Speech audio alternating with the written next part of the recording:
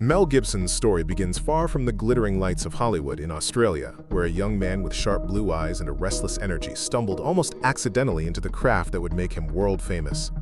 He didn't come from money or power, and he didn't have the polished edges of someone born into the industry. What he had was raw talent, charisma that seemed to burn off the screen, and a volatility that made people lean in close, uncertain if they should admire him or brace themselves for what might happen next. From the very beginning, Gibson carried an intensity that unsettled even his earliest directors. When he auditioned for Mad Max in the late 70s, he wasn't the obvious choice. He had no major credits, no established persona, but he had something else, a dangerous unpredictability. On screen, his Max Rockatansky wasn't just another action hero. He was haunted, unhinged, simmering with rage just beneath the surface. That performance didn't just launch a career, it created an archetype. Hollywood noticed. Here was a young actor who didn't need special effects to look dangerous. He simply was. What frightened some also thrilled others. Executives saw dollar signs. Directors saw a tool they could barely control, and audiences saw something fresh. A man who looked like he could break you in half, but also charm you with a grin seconds later. The early 80s brought Gallipoli and The Year of Living Dangerously, films that showed Gibson's range, but it was Lethal Weapon in 1987 that made him a global phenomenon. As Martin Riggs, the suicidal cop with nothing to lose, Gibson fused his own inner chaos with the role. The line between actor and character blurred so much that people began to whisper, was this just acting? Or was Gibson simply letting the audience see who he really was? Riggs wasn't just dangerous on the page. Gibson made him magnetic, terrifying, and lovable all at once. Hollywood had seen action stars before, but not like this. He wasn't muscle-bound like Schwarzenegger or Stallone. He wasn't slick like Tom Cruise. He was something harder to categorize. A man who radiated the feeling that if you crossed him, he might explode. That unpredictability was box office gold, but behind the scenes it began to plant the seeds of why Hollywood would later fear him. Directors talked about his intensity, about how difficult it could be to rein him in. Producers talked about his unwillingness to play the Hollywood game, his habit of speaking his mind without caring about the consequences. He wasn't political, he wasn't careful, and he wasn't afraid to challenge anyone who tried to put him in a box. By the end of the 80s, Gibson had become one of the most bankable stars in the world. He could headline an action blockbuster. He could move audiences in serious dramas, and he could even slip into romantic comedies with ease. Yet beneath that versatility was always the same current, the sense that Mel Gibson wasn't safe, not in the way Hollywood liked its stars to be. He didn't smile politely at executives just to get ahead. He didn't smooth over conflicts with co-stars for the sake of publicity. He carried himself with the edge of a man who didn't just play dangerous on screen but seemed to carry it inside him, always ready to erupt. For Hollywood, that was thrilling and terrifying in equal measure. Thrilling, because audiences couldn't get enough of him. Terrifying, because power players in the industry realized they couldn't fully control him. This was a business built on images, contracts, and obedience to the machine of celebrity, and Mel Gibson, from his very first breakout roles, had already shown he was unwilling to bow. That was the paradox of his rise. The more unpredictable he seemed, the more audiences loved him, and the more studios feared what would happen if his off-screen fire ever burned out of control. His ascent was fast, brutal, and unlike anything Hollywood had seen in decades. By the dawn of the 90s, Mel Gibson was no longer just a star. He was a force. And forces can be admired, respected, and even loved, but they can also be feared. When Mel Gibson decided to step behind the camera, many in Hollywood assumed it would be a vanity project, the kind of experiment big stars sometimes attempt before retreating back to the safety of acting. But Gibson wasn't interested in playing it safe, and he certainly wasn't interested in making a neat or polite film. His directorial debut, The Man Without a Face, hinted at his seriousness, but it was Braveheart in 1995 that announced him as something far more dangerous, a filmmaker who was willing to take risks that others wouldn't dare. Braveheart wasn't just another historical epic, it was a brutal, bloody, unapologetic vision that refused to sanitize war for the sake of entertainment. The film's violence shocked some critics, but audiences were captivated, and Gibson didn't flinch. He leaned into the blood, the mud, the sweat, and the screams, crafting a story that felt raw and alive, more nightmare than legend. Hollywood executives were nervous. This wasn't the glossy, safe epic they were used to. And Gibson's uncompromising style meant studios had little control over him once the cameras were rolling. When the film won 5 Academy Awards, including Best Director, it cemented Gibson's reputation not just as a star, but as a creative force to be reckoned with, a man who could defy convention and still walk away with the industry's highest honors. But Braveheart was only the beginning. With The Passion of the Christ, Gibson pushed even further, delivering one of the most controversial films of all time. It was violent to the point of being called sadistic, religious to the point of dividing audiences down the middle, and financially successful beyond anyone's predictions. No major studio wanted to touch it, but Gibson raised the money himself, proving he didn't need Hollywood's backing to make a global sensation. The industry watched in shock as the film earned over $600 million worldwide, a staggering number for a subtitled religious drama. Gibson had broken the rules yet again, and in doing so, he sent a message. He wasn't bound by Hollywood's playbook, and that made him unpredictable. Studio heads, who preferred filmmakers they could steer and control, now had to deal with a man who could operate entirely outside their system and still dominate the box office. To them, that was frightening. His next directorial effort, Apocalypto, only deepened the fear. A film shot entirely in the Mayan language, with no big stars, and with an almost relentless focus on primal survival and violence. It was the kind of movie that should have failed under every conventional rule of Hollywood. But again, Gibson made it work. Critics praised its ambition, audiences responded to its raw power, and Gibson showed once more that he was willing to go places others wouldn't. What tied these films together was Gibson's refusal to compromise. He didn't soften his stories for broader appeal. He didn't cut down the violence to secure easier ratings. He didn't care about political correctness, public perception, or whether his vision made people uncomfortable. That fearless honesty terrified executives who relied on predictability and control. To them, Gibson wasn't just a director, he was a wild card. And wild cards are dangerous in a business that runs on careful calculation. What made Gibson unique was that his courage as a filmmaker mirrored his personality. He was blunt, uncompromising, and often brutal in his interactions, the same way his films were. When he wanted something, he pursued it relentlessly, no matter how many people told him it couldn't be done. Hollywood respected that because the results were undeniable, but they also feared it because it meant they couldn't rein him in. With Braveheart, The Passion, and Apocalypto, Gibson proved he wasn't just another actor dabbling in directing. He was a force of nature with a camera, willing to drag audiences through hell if that was what it took to tell his story. And for Hollywood, the lesson was clear. Mel Gibson wasn't afraid of the audience, he wasn't afraid of the critics, and he definitely wasn't afraid of the studios. He was, in every sense of the word, a director with no fear, and in an industry built on compromise that made him one of the most dangerous figures they had ever seen. If there is one thing that defined Mel Gibson almost as much as his talent, it was his temper, a fire that burned just below the surface and erupted often enough to make people around him tread carefully.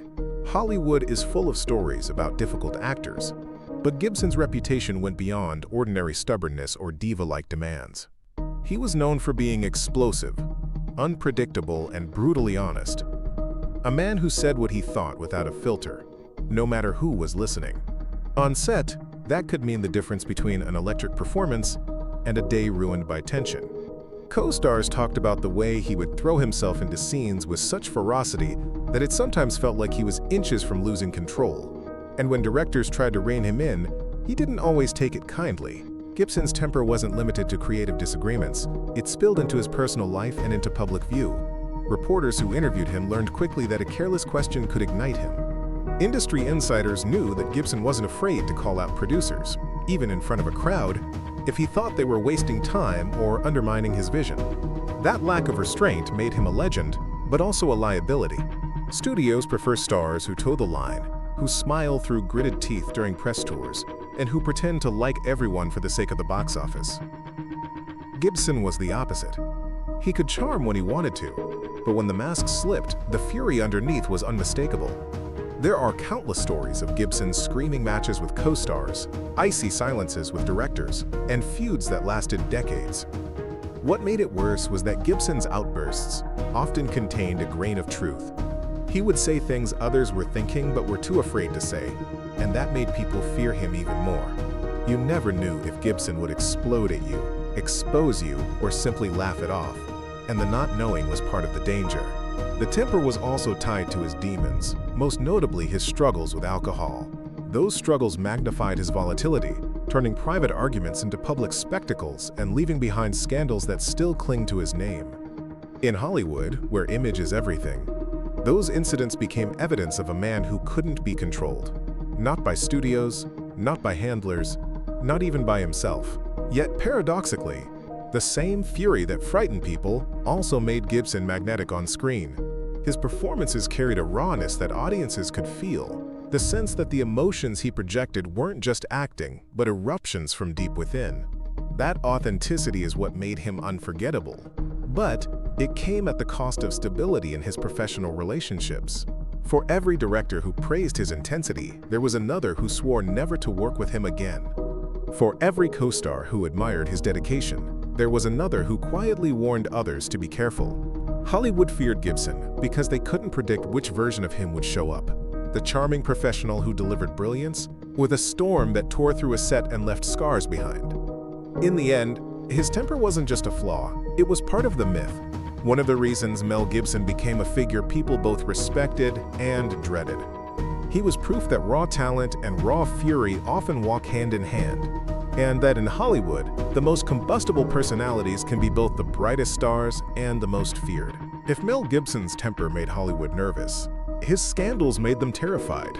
Because they weren't just private explosions whispered about in back rooms. They were public implosions that dominated headlines around the world and threatened to permanently destroy his career. For decades, Gibson had been one of the industry's most bankable stars, a man who could headline franchises, direct award-winning films, and draw audiences no matter the genre.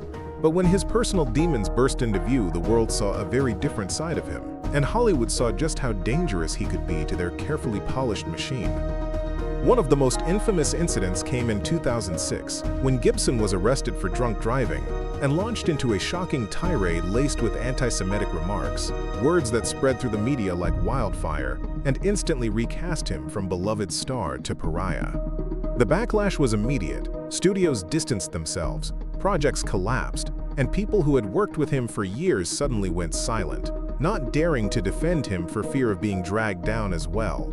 The scandal didn't just tarnish his image, it made him radioactive in an industry obsessed with optics. For years after, Gibson struggled to find anyone willing to associate with him publicly, and though he later apologized, the words had already done their damage, echoing louder than any of his roles.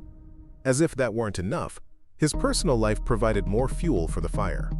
The bitter and public breakup with Oksana Grigorieva in 2010 unleashed a flood of audio recordings where Gibson could be heard in rants filled with rage, threats, and racist remarks. Those tapes went viral, cementing the idea that the man who had once played noble heroes on screen was in reality someone consumed by anger and prejudice. Hollywood, which thrives on scandal when it involves tabloids but recoils when it threatens profits, recoiled hard. Executives feared that putting Gibson in their films would provoke boycotts, protests, and the kind of bad press money couldn't fix.